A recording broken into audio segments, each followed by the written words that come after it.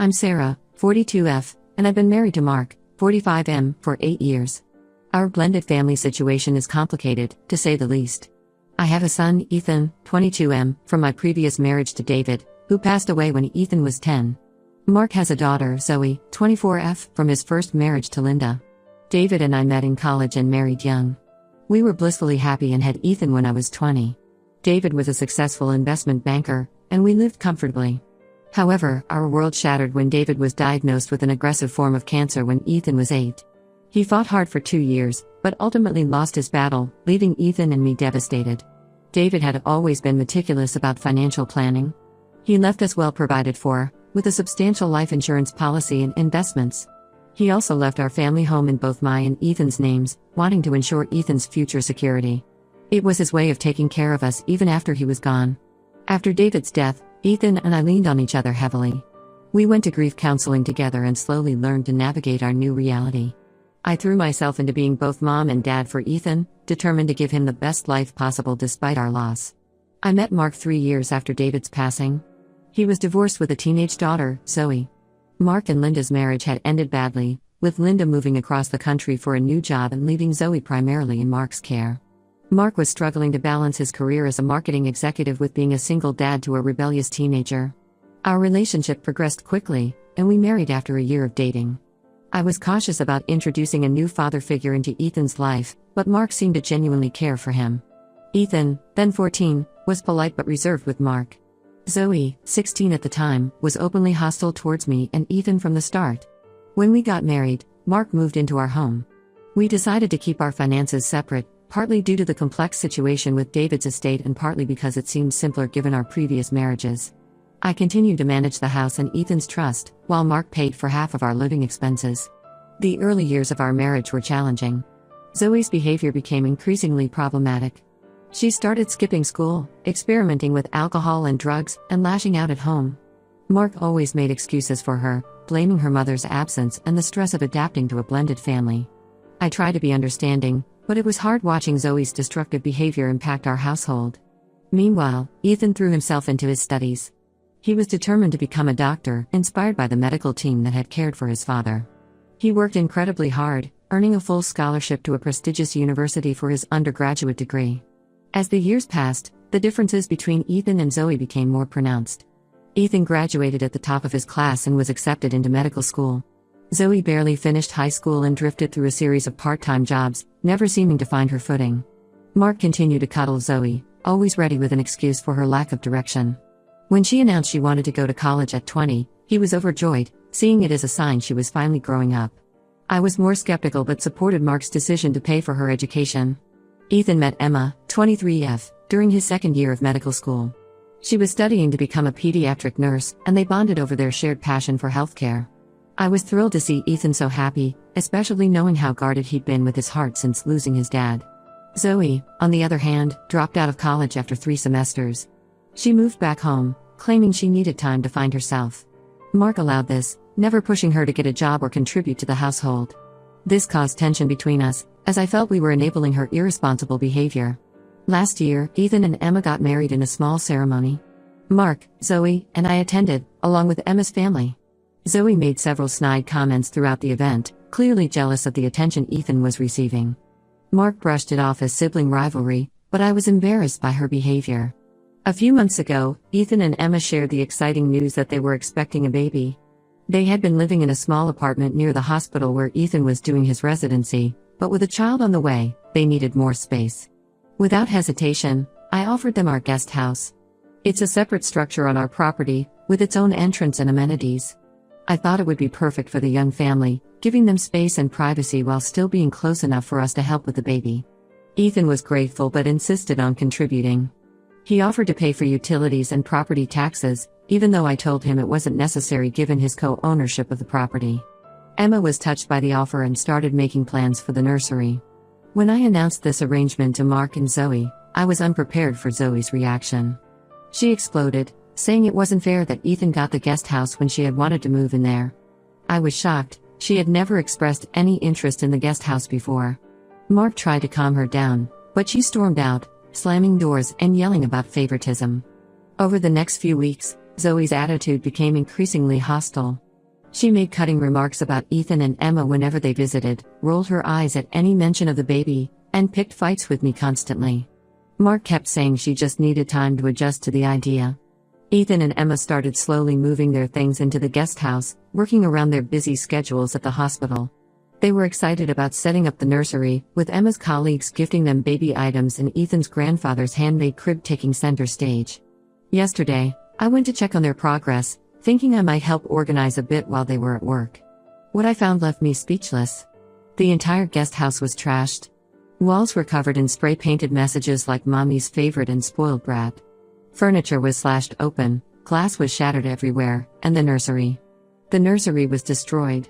The crib was smashed to pieces, baby clothes were strewn about and ruined, and the walls were covered in cruel messages about Ethan and Emma. I was shaking as I called Mark home from work. We found Zoe passed out in her room, empty bottles of alcohol around her and a can of spray paint still in her hand. When we managed to wake her, she was belligerent, slurring that she had given the guest house the makeover it deserved because it wasn't fair that Ethan and Emma got to live there. I saw red. All the years of pent-up frustration with Zoe's behavior, all the times I'd bitten my tongue to keep the peace with Mark, it all came pouring out. I told Zoe she had 24 hours to get out of my house. Mark protested, saying she had nowhere to go, but I stood firm. I told him that if he didn't like it, he could leave too. Mark is now staying at a hotel, saying I'm being too harsh and need to calm down before making decisions. Ethan and Emma are devastated about the destruction, especially the loss of the crib, which was one of the few tangible connections Ethan had left to his father. They're staying with Emma's parents for now. I feel terrible about the rift this has caused in my marriage, but I can't forgive what Zoe did. Am I the asshole for kicking her out? Should I have been more understanding of her feelings? I'm at a loss and could use some outside perspectives. Update 1. It's been 2 weeks since the incident with Zoe in the guest house, and I want to thank everyone for their support and advice. Your comments helped me stand my ground during a very difficult time. After I kicked Zoe out, she went to stay with her mother, Linda. We soon discovered that Zoe had told Linda a completely different version of events. According to Zoe, I had always mistreated her and finally kicked her out for no reason, destroying her relationship with her father in the process. Linda, who has always been quick to believe the worst about Mark and me, called Mark in a fury, demanding that he fix the situation.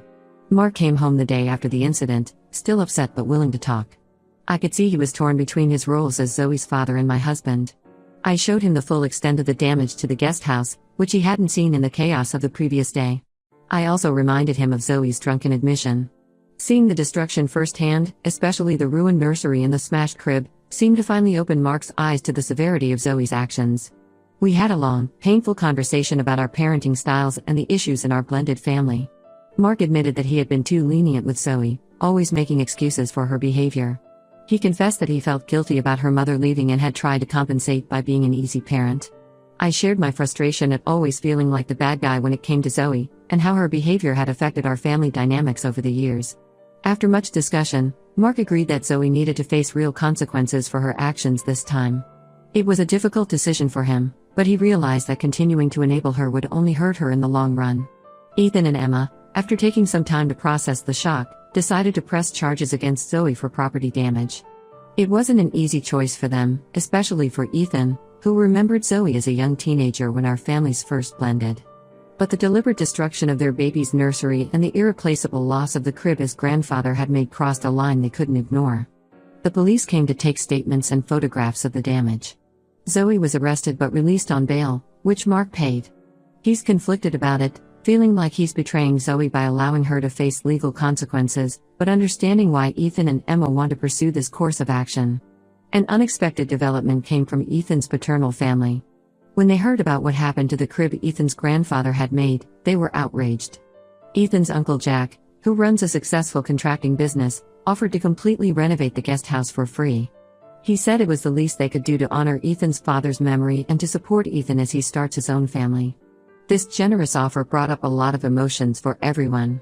For me, it was a poignant reminder of the strong family bonds David and I had built, and how his family has continued to be there for Ethan and me even years after his passing. For Ethan, it was a touching connection to his father at a time when he's about to become a father himself. Even Mark was moved by the gesture, saying it made him realize how much damage Zoe's actions had really caused.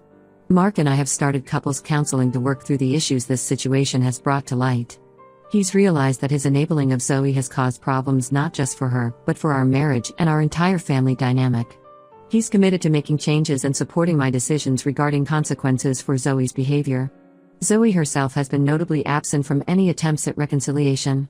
She hasn't apologized or shown any remorse for her actions. Instead, she's been posting on social media about how toxic our family is and how she's the victim in all of this. It's frustrating to see, but I'm trying to focus on supporting Ethan and Emma and repairing my relationship with Mark rather than engaging with Zoe's narrative. The renovation of the guest house has started, and Jack estimates it will be ready before Emma gives birth. In the meantime, Ethan and Emma are staying with her parents, who have been incredibly supportive throughout this ordeal. As for Mark and me, we're taking things day by day. The counseling is helping, but there's a lot of work to be done. We're both committed to healing our family and moving forward, but it's clear that our relationship with Zoe will never be the same. It's not an easy road ahead, but I'm cautiously hopeful that we can come out stronger as a family. Thank you all again for your support and advice. It's been a great comfort during this challenging time.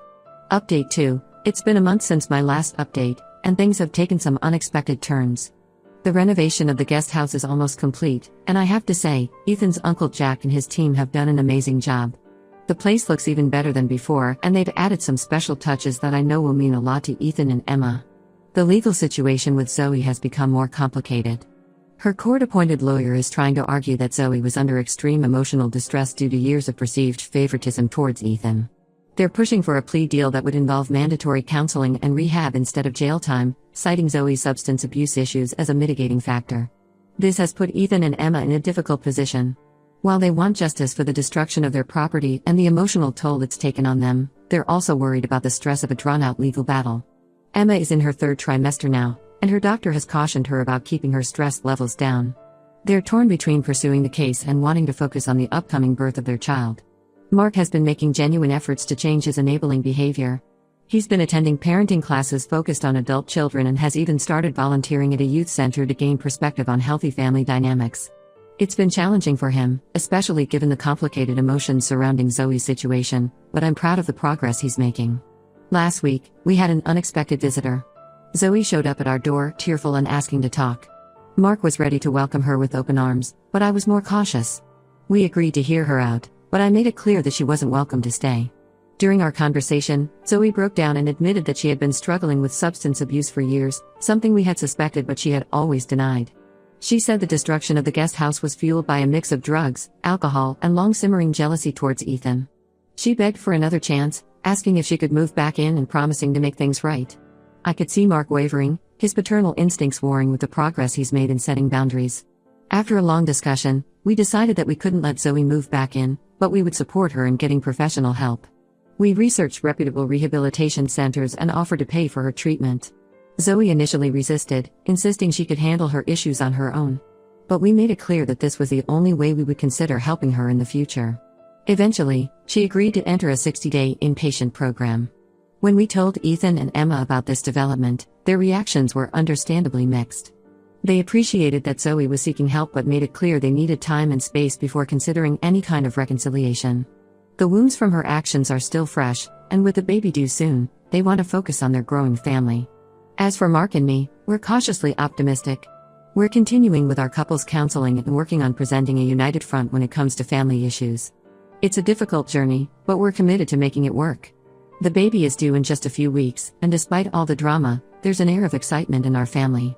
We're focusing on preparing for our grandchild's arrival and hoping that this new life will bring some healing to our fractured family dynamics. Update 3. It's been 3 months since my last update, and I'm writing this with a mix of emotions. Our family has gone through significant changes, some joyful and others bittersweet.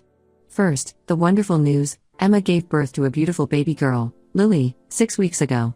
Despite all the stress leading up to the birth, everything went smoothly. Ethan and Emma moved into the renovated guest house a week before Lily arrived, and they're settling into their new roles as parents.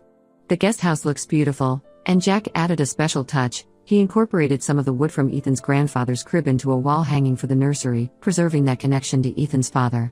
Seeing Ethan as a father has been an incredibly emotional experience. He's taken to it naturally, and I often catch glimpses of David in the way he handles Lily. It's bittersweet, but mostly just fills me with joy. Mark and I are loving our new roles as grandparents, and it's brought a new dimension to our relationship. Now, for the more complicated parts of our family situation. Zoe completed her 60-day rehabilitation program and has been sober for 3 months. Her therapist recommended she transition to a halfway house rather than coming home, which she agreed to. She's been attending NA meetings regularly and seems committed to her recovery. The legal case was resolved through a plea deal. Zoe pleaded guilty to criminal mischief and agreed to pay restitution for the damages not covered by insurance. She also has to complete 200 hours of community service and remain in treatment for substance abuse. Ethan and Emma agreed to this outcome, feeling it was the best way to move forward without the stress of a trial. Mark has continued to work on his enabling tendencies. He's been much more supportive of my decisions and has maintained healthy boundaries with Zoe.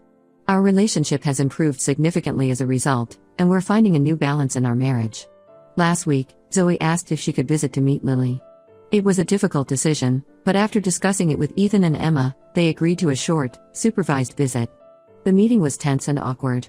Zoe seemed uncomfortable around the baby, barely holding Lily before passing her back to Emma. She left early, saying it was too much for her. After the visit, Zoe called Mark and said she felt like she didn't belong in our family anymore. She's decided to move to another state for a fresh start when she completes her time at the halfway house. Mark is heartbroken but understands it might be for the best. He's promised to support her from a distance while respecting our family's boundaries. As for me, I have mixed feelings about Zoe's decision. Part of me is relieved that she's choosing to start fresh elsewhere, as the trust that was broken will take a long time to rebuild, if ever. Another part of me feels sad for Mark and the relationship he's lost with his daughter. It's a complex situation with no easy answers. Ethan and Emma are thriving as new parents, and our focus is on supporting them and enjoying our time with Lily. They've been incredibly resilient throughout this whole ordeal, and seeing them with Lily reminds me of the joy that family can bring. Mark and I are in a much better place in our marriage. The challenges we faced have forced us to confront long-standing issues and learn to communicate more effectively. We're both committed to moving forward and creating a healthy environment for our growing family. Looking back on this tumultuous year, I realize that sometimes the hardest decisions are the right ones. Standing firm on my boundaries with Zoe was difficult, but it led to positive changes for everyone involved. While our family's future is still uncertain in many ways, I'm cautiously optimistic that we're all on a healthier path forward. As we navigate this new chapter in our lives, with a new grandchild and evolving family dynamics, I'm reminded of something David used to say: family isn't always blood. It's the people in your life who want you in theirs, the ones who accept you for who you are, support you, and love you no matter what. I'm holding on to that wisdom as we move forward, focusing on nurturing the relationships that bring positivity and love into our lives. The journey ahead won't be easy, but I'm hopeful. We're taking it one day at a time, celebrating the small victories, and learning from our mistakes. And at the center of it all is little Lily, a reminder of the love and joy that family can bring, even in the face of adversity.